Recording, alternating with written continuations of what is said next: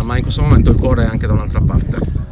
Sì, il cuore è rimasto col pensiero del professor Benedetto Piras che oggi ci ha lasciato, e per cui questa giornata festosa dal punto di vista sportivo è stata un attimino così, ci ha rattristato per questa notizia che è arrivata da Cagliari, e chiaramente parteciperemo a questo quarto di finale sperando di ottenere qualcosa di importante anche per il professor Benedetto Piras e per la sua memoria.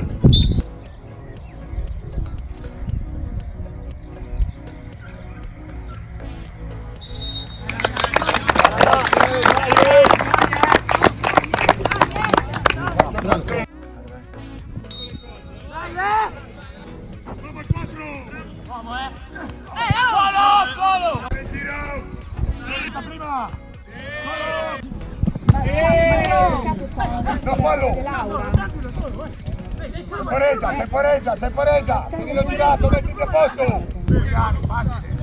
Che brutta, è brutta!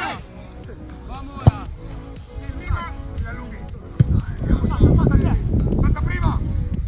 Ancora! La fallo presa! Dai, subito!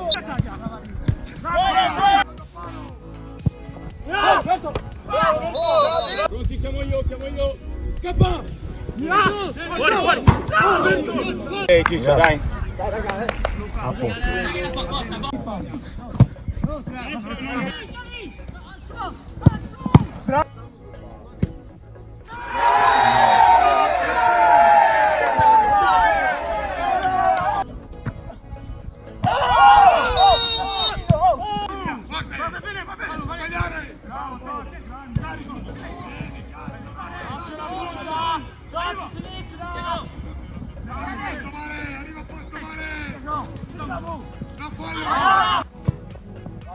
Bravo Berto!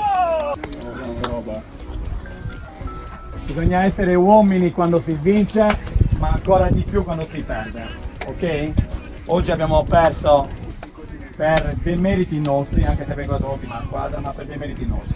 Abbiamo fatto il massimo mentalmente, non ci siamo riusciti perché era una partita assolutamente alla nostra portata. Purtroppo a volte gli episodi ci condannano, ma noi siamo soddisfatti, abbiamo fatto il massimo e se abbiamo fatto il massimo dobbiamo stare tranquilli. Non voglio chiaramente vedere scene di isterismo, si vince da uomini e si perde da uomini, ok? Vi faccio un grande applauso perché avete fatto un grande tono delle regioni. Ok ragazzi, bravi tutti, complimenti ragazzi, va bene dai? Va bene così, possiamo andare. Ma noi siamo arrivati qui e speravamo perlomeno di fare il passaggio del turno, ci siamo riusciti, quindi possiamo essere contenti.